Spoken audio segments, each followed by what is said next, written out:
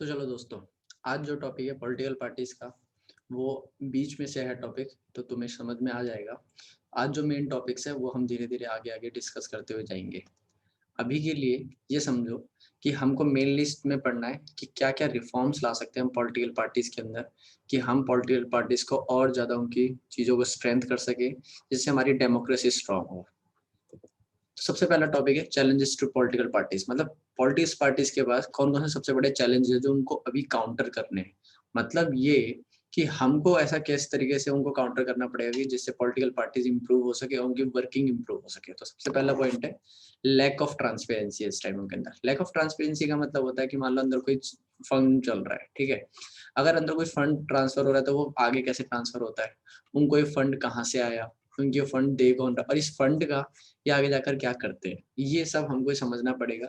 जिससे क्या हो रहा है कि ये सबसे बड़ी एक प्रॉब्लम क्रिएट कर रहा है। उनके अंदर ट्रांसपेरेंसी नहीं, तो वो अपने कहीं से भी फंड लाते हैं लीगल तरीके से, ये सबसे बड़ी प्रॉब्लम क्रिएट करता है। उसके बाद आता है कुछ ही लीडर टॉप तक पहुंच पाते हैं। मतलब तुमने बहुत ही कम पार्टीज में देखा होगा कि कोई लीडर बिल्कुल बॉटम से स्टार्ट हुआ और वो ऊपर तक जाता है। ज्यादातर क्या होता है कि ऊपर पार्टी के जो पॉलिटिकल लीडर्स है तो वही आ जाते हैं, या फिर वो नहीं आते तो उनके रिलेटिव्स आ जाते हैं, उनका बेटा आ गया, बेटी आ गया, उनसे रिलेटेड लोग आने लग जाते हैं। इससे हो क्या रहा है प्रॉब्लम क्रिएट, जो लोग नीचे से उठ कर आते हैं उनको बहुत कम चांसेस मिलते हैं और वहाँ के लोग वहीं रह जाते हैं और ऊपर के लोग और ज्यादा ऊपर जाने लग जाते हैं। फिर नो रिकॉर्ड ऑफ मेंबरशिप। मतलब ये ज्यादातर ऐसा जो पॉइंट, ये वाला जो पॉइंट है, ये ज्यादा स्मॉल पार्टीज के अंदर होता है। स्मॉल पार्टीज का मतलब क्या है, जो छोटी पार्टीज है, ठीक है। बड़ी पार्टीज के अंदर डेटा होता है क्योंकि वो बिल्कुल मेंटेन रखते हैं रिकॉर्ड, क्योंकि उनको दिखाना होता है कि कौन कहाँ पर किस तरीके से उनकी पार्टी में आया और किस तरीके से निकाला गया। लेकिन ये छोटी पार्टीज में बहुत ज्यादा प्रॉब्लम क्रिएट करता है। अब वो क्या करते हैं, अपने पार्टी में लोगों को मेंबर बना लेते हैं, उसके बाद उनसे इलीगल तरीके किसी भी तरीके से काम करवाते हैं और बाद में दिखा देते हैं कि हमारी पार्टी का ही नहीं है, जो बहुत बड़ी प्रॉब्लम है। उसके बाद इंटरनल ऑर्गेनाइजेशन मीटिंग्स। ये भी छोटी पार्टीज की सबसे बड़ी दिक्कत है कि वो कोई मीटिंग्स ही ऑर्गेनाइज नहीं करती, जैसे पता ही नहीं लगता कि पार्टी वर्क कैसे कर रही है, उनके वर्कर्स कहाँ पर किस तरीके से काम कर रहे हैं, लोअर लेवल के लोग किस तरीके का सोचते हैं और किस तरीके की इम्प्रूवमेंट की जाए। ये सबसे बड़ी दिक्कत है पॉलिटिकल पार्टीज में इस टाइम। फिर आता है नो इंटरनल इलेक्शन। मतलब अगर किसी को टॉप तक पहुंचना है तो वहां तक एक ही तरीका है कि आप टॉप के नॉन में होने चाहिए या फिर पहले से टॉप पर होने चाहिए। जो नीचे से स्टार्ट कर रहा है उसको वहां तक पहुंचने में बहुत ज्यादा दिक्कत होती है। क्यों? क्योंकि कोई इंटरनल इलेक्शन ही नहीं होता। इलेक्शन नहीं होगा तो कोई किसी को पता ही नहीं होगा कि कौन कहाँ पर है, कौन किसको इम्प्रूव कराना है, कौन अच्छा काम कर रहा है जिसको ऊपर लेकर आना है, कौन बेकार काम कर रहा है जिसको हटाना है, किसी को पता ही नहीं होता। जो जहाँ पर है वहीं पे रह जाता है। कोई इंटरनल इलेक्शंस नहीं होते। और सबसे बड़ी बात है टॉप लीडर्स क्या बात मानी जाती है। मतलब जो एक पार्टी है उसके अंदर जो टॉप लेवल पर होगा उसकी बात मानी जाएगी, और जो टॉप बॉटम लेवल होगा उसको कुछ भी नहीं समझाएगा। मतलब जैसे कोई वर्कर है, अगर उस कोई अच्छा पॉइंट बता रहा है वो कि हम अपनी पार्टी को इस तरीके से इम्प्रूव कर सकते हैं, नहीं भाई कोई जरूरत नहीं है। हम किसकी बात मानेंगे? इस टॉप वाले की बात मानेंगे, चाहे ये कोई भी हो। इसका मतलब जो टॉप लीडर होते हैं उनका वर्चस्व होता है, उन्हीं की बात मानी जाती है। अब बात आती है सेकंड प्रॉब्लम क्या है, डायनेस्टिक सक्सेशन। मतलब पॉलिटिकल पार्टीज में इस टाइम सबसे बड़ी है क्या, नेपोटिज्म। जैसे हम बॉलीवुड वगैरह में समझते हैं वैसे ही यहाँ पर भी चल रहा है कि अगर कोई टॉप लीडर है तो उसका बेटा ही क्या होगा, टॉप लीडर होगा। अभी जैसे बिहार में इलेक्शन होने वाले हैं, ठीक है ना, उन्होंने ही क्या करा है, अपने बेटे को खड़ा करते हुए जा रहे हैं। जैसे लालू प्रसाद यादव ने अपने बेटे को खड़ा करा, ठीक है। चिराग पासवान है, वो खुद खड़े हो रहे हैं, विलास पासवान के बेटे। तो इस वजह से क्या हो रहा है, डायनेस्टी सक्सेशन चल रहा है। और आपने सबसे बड़ी पार्टी कांग्रेस के अंदर तो देखा ही है, राहुल गांधी वहीं से निकल कर आए हैं, है ना। तो सबसे बड़ी दिक्कत ये है, किसी और को वो आने ही नहीं देते। No one is other allowed. No one other allowed का मतलब कि कोई बाहर से अगर अच्छा लीडर है लेकिन वो बाहर से आना चाहते हैं तब भी उसके लिए बहुत ज्यादा मुश्किल होती है टॉप लेवल तक पहुंचने में, ठीक है। फिर आता है कोई ट्रांसपेरेंट प्रोसीजर नहीं है फंड से रिलेटेड। फंड का रिलेटेड का मतलब क्या होता है कि मान लो किसी कहीं से फंड आया, लेकिन ये फंड आया कहाँ से, अब ये फॉरेन बाहर देश से आया है या फिर कोई कोई क्या नाम है, कोई टेररिस्ट ऑर्गेनाइजेशन क्या पता किसी चीज को फंड कर रही हो, तो कुछ भी हो सकता है। ये फंड कहाँ से आया इसको मेंटेन रखने के लिए भी कोई भी एक तरह से प्रोसीजर नहीं बन पा रहा है। फिर आता है नॉन एक्सपीरियंस्ड पीपल को क्या नाम है वो ले आते हैं। जैसे कि फॉर एग्जांपल अभी ये राहुल गांधी का हम एग्जांपल समझ रहे थे, चलो ये तो अभी बहुत वो हो गया। जैसे इंदिरा गांधी की डेथ हुई, जब इंदिरा गांधी की डेथ हुई तो उनके बाद सीधा वो राजीव गांधी को प्रधानमंत्री बना दिया। अब राजीव गांधी को प्रधानमंत्री बनाने का मतलब क्या था कि उनको कोई एक्सपीरियंस नहीं था पॉलिटिक्स का। फिर उनकी डेथ हुई तो सोनिया गांधी आ गई, उनको भी कोई पॉलिटिक्स का एक्सपीरियंस नहीं था। लेकिन इसीलिए क्या मतलब है, ये सबसे बड़ी दिक्कत है कि आप इन एक्सपीरियंस लोगों को पॉलिटिक्स में घुसा देते हो। आजकल क्या ट्रेंड चल रहा है कि कोई टॉप सेलिब्रिटी है, जैसे क्या नाम है, बॉलीवुड एक्टर है, उसको पार्टी में खड़ा कर दो, कोई सिंगर है उसको खड़ा कर दो, तो नॉन एक्सपीरियंस पीपल को पार्टी में ले आते हैं। फिर सबसे बड़ी बात परिवारवाद, फैमिली पॉलिटिक्स, जैसे कि हम राहुल गांधी वगैरह, चिराग पासवान वगैरह का एग्जाम्पल समझ रहे थे, ये क्या फैमिली पॉलिटिक्स की वजह से ही आए, कि मतलब इनकी फैमिली पॉलिटिक्स में थी और वो अपने बच्चों को ही आगे लाए जा रहे हैं। That is nepotism. इसको तो नेपोटिज्म हर जगह पर है, सिर्फ बॉलीवुड वगैरह में नहीं, हर जगह पर है। फिर दूसरी सबसे बड़ी दिक्कत आती है मनी और मसल पावर की। अब मनी और मसल पावर का मतलब क्या है? सिंपल सा मतलब है कि जिसके पास पैसा होगा वो अपनी पॉलिटिकल पार्टीज में जीतेगा, और जिसके पास पैसा नहीं होगा वो अपनी पार्टीज में नहीं आ सकता। मतलब जैसे कि फॉर एग्जांपल अगर हम बात करें कि जिसके पास पैसा है, मान लो फॉर एग्जांपल कोई एक बंदा है, उसके पास लाखों करोड़ों की संपत्ति है, ठीक है, वो क्या कर सकता है? बहुत पैसा फंड लगा सकता है, जब इलेक्शन होंगे उनके अंदर दबा के पैसा लगा सकता है, उसको कोई टेंशन ही नहीं है, पैसा कहीं से भी है। जैसे कि फॉर एग्जांपल हम ये देखते हैं डेटा, है ना, 2019 में इलेक्शन हुए, उसके अंदर 88% मतलब 88% जो लोग थे, मतलब जो एमपी इलेक्ट होकर आए थे, वो पहले से ही करोड़पति थे, मतलब उनके पास पहले से ही पैसा था। अब इतना पैसा होने से होता क्या है कि उनको कोई दिक्कत ही नहीं होती, वो कहीं से भी कहीं पर आ जाते हैं। हमारे टोटल 543 एमपी सिलेक्ट हो, जिसमें 475 पहले से क्या है? करोड़पति है। और सेम लगभग डेटा होता है मसल पावर का। मसल पावर मतलब क्रिमिनल केसेस का, कि हमारे पास इतने सारे क्रिमिनल केसेस वाले क्या नाम है पॉलिटिकल लीडर्स हैं, कि उनका इतने सारे क्राइम्स क्रिमिनल चार्जेस है, फिर भी वो इलेक्शन लड़ते हैं, और सीरियस चार्जेस है, ये नहीं कि छोटे मोटे चार्जेस है, बहुत सीरियस चार्जेस होते हैं। फिर अगली दिक्कत आती है शॉर्टकट टू विन। मतलब ये सबसे शॉर्टकट तरीका है जीतने का। शॉर्टकट तरीके का मतलब क्या हुआ कि जिसके पास पैसा होगा, पॉलिटिकल पार्टी तो उसी को टिकट देती है, क्योंकि उसके ऊपर कम पैसा लगाना पड़ता है, क्योंकि वो अपना पैसा ज्यादा खर्च करेगा, वो बात अलग है। जीतने के बाद वो उसे दुगना कमा सकता है, क्योंकि इतना ज्यादा धांधलेबाजी होती है उसके अंदर।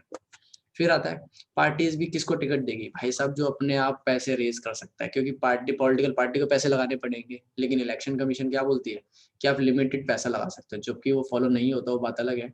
लेकिन वो क्या कर सकते हैं? लिमिटेड। लेकिन जो पहले से जो अमीर होगा वो अपनी पैसे पार्टी का लगाएगा, अपने पैसे लगाएगा और बाद में कमा लेगा। और क्या क्रिमिनल चार्जेस होंगे तो समझो क्रिमिनल, अगर मान लो क्रिमिनल बैकग्राउंड से आता है तो वो बहुत ज्यादा पैसा लगा सकता है, उसको कोई टेंशन ही नहीं है, और उसके पास मसल पावर भी होगी। जो उससे मतलब आएगा, उससे डाउट क्वेश्चन पूछेगा कि आपने क्या करा, आप क्या करोगे हमारे लिए, तो उसको उठा लिया जाएगा, कोई टेंशन ही नहीं है उन्हें। फिर आता है कॉर्पोरेट फैमिलीज, ये सबसे बड़ी दिक्कत है। कॉर्पोरेट फैमिलीज का मतलब होता है जो हमारे देश के करोड़पति लोग हैं, वो क्या करते हैं? वो जो करोड़पति लोग हैं वो क्या करते हैं? फंड करते हैं पॉलिटिकल पार्टीज को, और एक बार जब वो पॉलिटिकल पार्टी जीत जाती है, फिर उससे अपनी मर्जी की पॉलिसीज पास करवाते हैं, जिससे जो इन कंपनियों ने, कॉर्पोरेट्स ने पैसा दिया था, उनका बहुत ज्यादा फायदा होता है। उनसे टेंडर उठाते हैं, उन्हीं के कहने पर सारे टेंडर बनाए जाते हैं, जिससे उन्होंने जितना पैसा लगाया था वो सारा का सारा उनका पैसा भी वापस आता है, उससे वो पैसा और ज्यादा कमा सकते हैं। ये सबसे बड़ी दिक्कत है आजकल मनी से रिलेटेड पॉलिटिकल पार्टी में, कि पॉलिटिकल पार्टीज क्या है? बड़े बड़े कॉर्पोरेट फैमिलीज के इशारों पर नाचती हैं। दूसरी दिक्कत है problems of meaning choices to voters. मतलब क्या है इस बात का? मतलब इस बात का ये है कि अगर मान लो फॉर एग्जांपल अगर कोई बंदा खड़ा हो रहा है, ठीक है, उसके पास अगर उसको चॉइस ही नहीं दी जाएगी, जैसे मान लो दो पॉलिटिकल पार्टी खड़ी हुई, एक ए पॉलिटिकल पार्टी और एक बी पॉलिटिकल पार्टी है। अब उसके पास क्या होगा? अब ये जो वोटर वोट देने जा रहा है, अब उसके साथ दिक्कत होगी कि वो किसको वोट दे। तो अब वो किस चीज को देखकर वोट देगा? आइडियोलॉजी को देखकर वोट देगा, कि भाई ये इसकी आइडियोलॉजी है और ये इसकी आइडियोलॉजी है। मतलब मान लो फॉर एग्जांपल एक पॉलिटिकल पार्टी खड़ी हो रही है सिर्फ रिलीजन के बेसिस पर, कि वो रिलीजन को देखती है और वही उसका मुद्दा, हर जगह पर रिलीजन लेकर आ जाती है। दूसरी पॉलिटिकल पार्टी है मान लो, वो किसी फेस को लेकर खड़ी हो रही है कि भाई हमारा देखो लीडर ये है, आप इसको वोट करो। तो इससे क्या होता है? हमारा जो वोटर होता है वो कंफ्यूज हो जाता है। आ रहा है समझ में? जिसकी वजह से दिक्कत क्या होती है कि वो समझ नहीं पाता कि किसको वोट करना और किसको जिताना है। अब बात आती है डिफरेंट वेज। और जैसे सबसे बड़ी दिक्कत ये भी होती है, मान लो एक पॉलिटिकल पार्टी ए और एक बी है, दोनों को सेम काम करना है, ठीक है, सेम प्रोजेक्ट पे काम करना है, लेकिन दोनों का डिफरेंट तरीका होगा। जैसे फॉर एग्जाम्पल हम टैक्सेस का तरीका लेते हैं। अभी हमारी मेन दो पॉलिटिकल पार्टी, एक बीजेपी और एक कांग्रेस, दोनों अलग अलग तरीके से अपने से, मान लो फॉर एग्जाम्पल जीएसटी है, वो जीएसटी वाला तरीका अपनाना चाहती थी, लेकिन बीजेपी ने अप्लाई करा, कांग्रेस भी अप्लाई करने की कितने सालों से सोच रही थी, लेकिन क्या पता उनका तरीका कुछ अलग होता। क्यों होता? क्योंकि जब बीजेपी ने जो अप्लाई करा है, कांग्रेस कहती है वो बिल्कुल गलत तरीका, हम अप्लाई करते तो बहुत अच्छे तरीके से अप्लाई करते। तो इसका सेम प्रोजेक्ट है, लेकिन उनकी आइडियोलॉजी और उनके तरीके अलग अलग है। ये सबसे बड़ी प्रॉब्लम क्रिएट करता है। फिर आता है सबसे बड़ी दिक्कत, शिफ्टिंग ऑफ पॉलिटिकल लीडर्स। इसको कहते हैं डिफेक्शन। अभी इसके बारे में पढ़ेंगे कि हम इसके लिए एक एंटी डिफेक्शन लॉ भी आया है। इसका मतलब क्या होता है कि एक बंदा एक लीडर था वो पहले एक पार्टी में था, वो दूसरी पार्टी में जंप कर जाता है। मतलब सिंपल सा मतलब कि अगर वो एक पार्टी में आया, उसने यहाँ पे जीत गया और वो दूसरी पार्टी में जंप कर जाता है, क्योंकि वहाँ पे उसको पैसा मिलता है, अलग अलग चीजें भी हम उसको आगे अगले पॉइंट में समझेंगे। अब बात आती है कि हम कैसे कैसे रिफॉर्म कर सकते हैं अपने पॉलिटिकल पार्टीज के अंदर, हम क्या क्या चीजें ला सकते हैं। अभी तक हमने समझे दिक्कतें कि भाई साहब क्या क्या दिक्कतें पॉलिटिकल पार्टीज में, उनमें क्या क्या प्रॉब्लम क्रिएट हो रही है, लेकिन अब बात आती है कि हम क्या क्या रिफॉर्म ला सकते हैं। सबसे पहले anti defection law. Anti defection law ये बोलता है कि अगर कोई बंदा एक पॉलिटिकल पार्टी से जीत गया, ठीक है, अब मान लो एमपी की पोजीशन के लिए खड़ा हुआ और वो वहां पर जीत गया, ठीक है, तो दूसरी पॉलिटिकल पार्टी में वो नहीं जा सकता। ठीक है, मतलब ये कि मान लो हमारे किसी दिल्ली के किसी वो कहीं का एक एमपी जीत गया, ठीक है, मान लो नॉर्थ दिल्ली का एक एमपी जीत गया, तो पहले वो मान लो जीता बीजेपी एक बड़ी पार्टी से, फिर वो जाना चाहता है कांग्रेस पार्टी के अंदर, तो वो नहीं जा सकता। ठीक है, इसको कहते हैं एंटी डिफेक्शन लॉ। अगर वो जाने की कोशिश करेगा तो उसको क्या करेगा, अगर मान लो उसको कोई पोस्ट दे रही है तो वो, और जो एमपी की जो पोस्ट होगी वो भी उसकी चली जाएगी, तो ना ही एमपी रहेगा ना ही कोई लीडर रहेगा, और पॉलिटिकल पार्टी का फिर क्या ही फायदा होगा। दूसरी दिक्कत है, और ये लॉ कब आया था, ये लॉ आया था 1985 में, जब राजीव गांधी की सरकार थी। राजीव गांधी की सरकार में ये लॉ आया था क्योंकि उस टाइम बहुत सारे लीडर्स इसके लिए काम मतलब ऐसा कर रहे थे। उस टाइम एक कहावत भी थी, आया राम गया राम, क्योंकि वहाँ पे एक था, एक क्या नाम है लीडर जो यही कर रहा था, बार बार सीट्स चेंज कर रहा था। लेकिन कई सारे पॉलिटिकल लीडर्स इतने चालू निकले कि उन्होंने इसके अंदर भी लूप होल निकाल लिया। जैसे कि इसका सबसे बड़ा लूप होल क्या है, सबसे बड़ा लूप होल है कि अगर एक साथ 1/3 लोग अगर मान लो पार्टी चेंज करते हैं, तो क्या होगा, उनके ऊपर एंटी डिफेक्शन लॉ अप्लाई नहीं होगा, और वो मिनिस्टर अगर थे तो वो बने रहेंगे, एमपी में सिलेक्ट हुए थे तो एमपी ही रहेंगे, एमएलए में सिलेक्ट हुए तो एमएलए रहेंगे, सारे के सारे। मतलब मान लो फॉर एग्जांपल एक जगह पे 30 लोग हैं, 30 लोगों ने इलेक्शन लड़ा, ठीक है, एक पॉलिटिकल पार्टी के 30 लोग थे, उसमें से 1/3 मान लो, अब कितने हो गए, 10 हो गए, 10 लोगों ने एक साथ पार्टी बदली, तो एंटी डिफेक्शन लॉ नहीं लगेगा, और वो एमपी थे तो एमपी ही रहेंगे, एमएलए थे तो एमएलए ही रहेंगे। लेकिन अगर 10 से कम, 9, 8, 7, अगर इतने लीडर अगर मान लो फॉर एग्जांपल पार्टी चेंज करते तो उनके ऊपर एंटी डिफेक्शन लॉ लग जाएगा, और उनको अपनी एमपी एमएलए की पोस्ट भी गंवानी पड़ेगी। ठीक है, इसको कहते हैं एंटी डिफेक्शन लॉ। ये सबसे बढ़िया तरीका है पॉलिटिकल पार्टीज में रिफॉर्म करने का, जिससे कि कोई भी लीडर पैसे के लिए, मिनिस्टर पोस्ट के लिए अपनी पार्टी को चेंज ना कर पाए। दूसरा होता है affidavit filing mandatory. Affidavit filing mandatory election commission ने इसलिए इंपॉर्टेंट कर दिया क्योंकि इससे क्या होता है कि जब वो फाइल करते हैं कि हाँ इलेक्शन में खड़े होंगे, तो उनको सारा डेटा देना पड़ता है कि उनके ऊपर कितने क्रिमिनल चार्जेस हैं, उनके पास कितना पैसा है, ये सारा डेटा देना होता है, जिससे कि जो वोटर है वो देख पाता है कि उसके ऊपर कितने क्रिमिनल चार्जेस है, उसको वोट देना है कि नहीं। लेकिन लोग सिर्फ फेस पर जाते हैं, वही दिक्कत है कि वो इन सब चीज़ों को बहुत ही कम लोग होंगे जो ऐसा ऑब्जर्व करते हैं। फिर आता है इसका मतलब क्या है, एंड इस एफिडेविट में क्या करना होता है, लीडर्स को देना पड़ता है अपना रिकॉर्ड, मनी, उनके पास कितने पैसा, कितना क्रिमिनल केसेस है उनके पास कितने। अगर मान लो वो पिछली बार भी खड़े हुए थे तो पिछली बार का भी डेटा बताना पड़ता है कि वहां से यहाँ तक कितना इनका पैसा बढ़ा। और होते हैं ऑर्गेनाइज, और सबसे बड़ी एक बात है, अगर किसी को पॉलिटिकल पार्टी में रिफॉर्म लाना है तो है ऑर्गेनाइजेशनल इलेक्शन। ऑर्गेनाइजेशन इलेक्शन का मतलब क्या होता है, मान लो फॉर एग्जांपल अगर एक पॉलिटिकल पार्टी है ए, ठीक है ना, एक पॉलिटिकल पार्टी अगर ए होगी तो उसके अंदर क्या होगा, उसके हो करना ये पड़ेगा कि उसके अंदर इलेक्शंस होने चाहिए। इससे क्या होगा, जो बिल्कुल बॉटम का बंदा है वो भी टॉप लेवल तक आ सके, हम यही तो बोल रहे हैं, ठीक है ना। इस वजह से हम कर क्या रहे थे कि हम इसके अंदर बहुत सारे तरीके यूज कर सकते हैं, जैसे कि जो लोअर लेवल का बंदा है वो भी टॉप तक आ सके, और वो भी आगे जाके बड़ा लीडर बन सके किसी एक अच्छी पॉलिटिकल पार्टी का।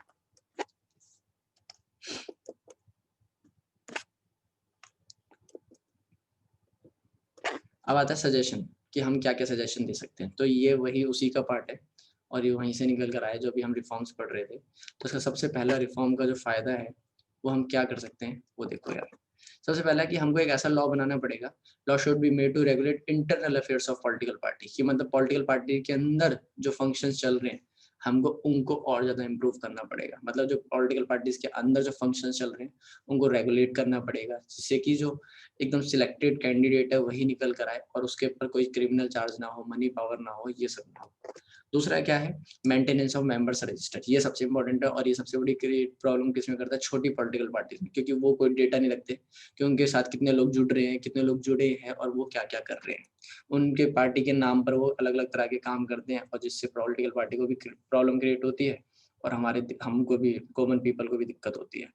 दूसरा है प्रॉपरली फॉलोइंग पार्टी कॉन्स्टिट्यूशन, जैसे हमारे देश का कॉन्स्टिट्यूशन होता है वैसे पार्टीज का भी कॉन्स्टिट्यूशन होता है कि पॉलिटिकल पार्टीज के अंदर भी कॉन्स्टिट्यूशन फॉलो किया जाए कि एक तरीके से ही लोगों को आगे बढ़ाया जाए। अगर टॉप तक पहुंचना है तो आपको बॉटम से स्टार्ट करना पड़ेगा, जैसे कि सबसे पहले आपको पार्टी वर्कर बनना पड़ेगा, फिर उसके बाद आप आगे जाओगे तो आप एक स्पीकर बनोगे, फिर अगर और अच्छा करते तो पार्टी के स्पीकर से ऊपर एमएलए बनोगे, फिर एमपी, फिर जाके आप ऊपर तक पहुंच पाओगे।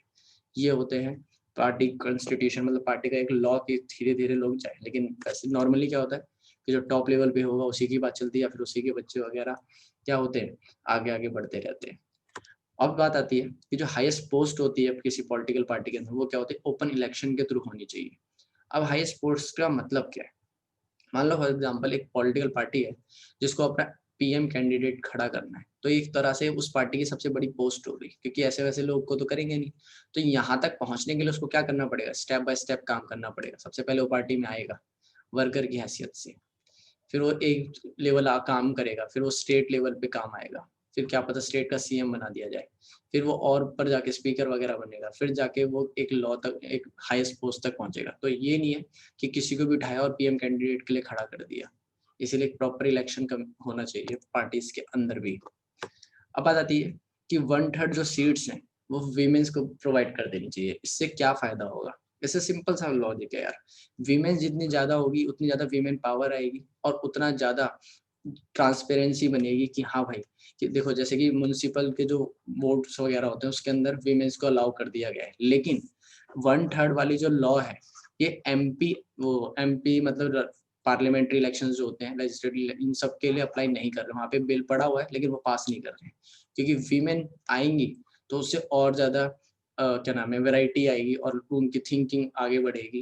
लेकिन अभी क्या है, ये वहाँ पे जाके लटका दिया है। म्युनिसिपल वगैरह जो इलेक्शंस होते हैं उनके अंदर तो बोल दिया कि हाँ 1/3 टिकट्स वीमेंस को देनी ही पड़ेगी, लेकिन यहाँ पर अभी भी वो लॉ लटका हुआ है, अभी भी वो अभी तक पास नहीं हुआ है। ये सबसे बड़ी दिक्कत है इस टाइम की। उसके बाद party should have funding of political parties, मतलब ये बहुत इंपॉर्टेंट पॉइंट है। स्टेट फंडिंग पॉलिटिकल पार्टीज का मतलब क्या है, ये बहुत इंपॉर्टेंट और एक इम्पॉर्टेंट मुद्दा है ये। जैसे कि अभी क्या होता है कि जो पॉलिटिकल पार्टीज होती हैं वो अपने पैसे खर्च करती हैं। अगर मान लो कोई इलेक्शन होने वाला है तो पॉलिटिकल पार्टीज अपने पैसे खर्च करती हैं, लेकिन अगर इनको स्टेट फंड करने लगेगा तो इससे होगा क्या, अगर स्टेट इनको फंड करने लगेगा तो इससे होगा ये कि जो स्टेट पैसे दे रहा है, जैसे इलेक्शन कमीशन को हेड बना दिया जाए, तो इलेक्शन कमीशन किसी भी पॉलिटिकल पार्टी को जब पैसे देगा तो वो ट्रैक रखेगा कि इन्होंने कितने रुपए खर्च करे और कहाँ पर खर्च करे। इससे होगा ये कि अब जो पॉलिटिकल पार्टीज अपनी मर्जी से जितना मर्जी पैसा खर्च नहीं कर पाएंगी। अभी क्या होता है पॉलिटिकल पार्टीज को अभी अलग अलग जगह से चंदे के नाम पर क्या आता है, बहुत ज्यादा ब्लैक मनी पास की जाती है और वो सारा का सारा खर्च कर देते हैं किसमें, लोगों को इन्फ्लुएंस करने में, अपने वर्चस्व दिखाने में कि हाँ हम यहाँ पे हैं, यहाँ पे ये है वो है, जिससे लोगों के दिमाग में बैठ जाता है कि हाँ भाई इसी को वोट करना है। लेकिन अगर स्टेट फंडिंग होगी तो वो लिमिटेड पैसा खर्च कर पाएंगे और लिमिटेड पैसे से होगा ये कि लोगों के दिमाग में वो चीज बैठेगा जिससे कि लोग खुद ऑब्जर्व करेंगे कि कौन अच्छा है कौन गलत है। लेकिन अभी क्या होता है कि मसल पावर और मनी पावर के नाम पर किसी को भी जिता दिया जाता है कि जब कोई वोट देने जाता है उसको पैसे पकड़ा दिए। लेकिन इलेक्शन कमीशन क्या करेगा, उसको रेगुलेट कर पाएगा। जैसे कि पॉलिटिकल पार्टीज अपनी प्रचार करती है, प्रोपेगेंडा करती है, तो उसके पेट्रोल के पैसे वो देगी एक रेगुलेटेड मैनर में। वो कितना मतलब प्रोपेगेंडा करते समय कितना पैसा खर्च कर सकती है, अगर वो रेगुलेट होने लगे तो स्टेट फंडिंग अगर होने लगे तो ये बहुत इंपॉर्टेंट स्टेप है पॉलिटिकल पार्टीज को रिफॉर्म कराने का, उनको और अच्छा बनाने का। फिर आता है रिड्यूसिंग मसल पावर, मतलब जिनके पास ज्यादा पैसा है या फिर एक लिमिटेड पैसा है तो चलो अब लिमिट नहीं कर सकते, लेकिन मसल पावर को कर सकते, जैसे क्रिमिनल केसेस, जिनके ऊपर सीरियस क्रिमिनल केसेस है उनको टिकट ही ना दी जाए। लेकिन ये पॉलिटिकल पार्टीज को बहुत ज्यादा रेगुलेट करना पड़ेगा, क्योंकि वो उन्हीं लोगों को टिकट देती है क्योंकि उनकी बहुत ज्यादा बात वो मानी जाती है लोगों के बीच में, तो इसीलिए वो उन्हीं को जानबूझकर टिकट देती है, क्योंकि उनको फिर चांसेस बढ़ जाते हैं कि हाँ भाई ये बंदा तो जीत ही जाएगा, पैसे से नहीं जीतेगा तो अपनी पावर से जीत जाएगा। इसलिए इनको भी रेगुलेट करना बहुत ज्यादा इंपॉर्टेंट हो गया है कि अभी हमको क्या करना पड़ेगा, क्रिमिनल केसेस जिनके पास उनको टिकट ही ना दी जाए, सिंपल सा एक लॉ बना दिया जाए कि जिनका सीरियस क्रिमिनल केसेस है। अभी आपको पता है कि कोई बंदा जेल में बैठा रहता है और बाहर इलेक्शन लड़ रहा होता है और जीत भी जाता है। ये सबसे बड़ी दिक्कत है इस टाइम। चलो यार धन्यवाद। अभी तुम्हारे जो टॉपिक थे, क्वेश्चन थे, वो सारे इससे क्लियर हो जाएंगे इस टॉपिक से। बाकी बस चैनल को शेयर करो, सब्सक्राइब करो, कमेंट करना अगर कोई भी दिक्कत होगी। धन्यवाद।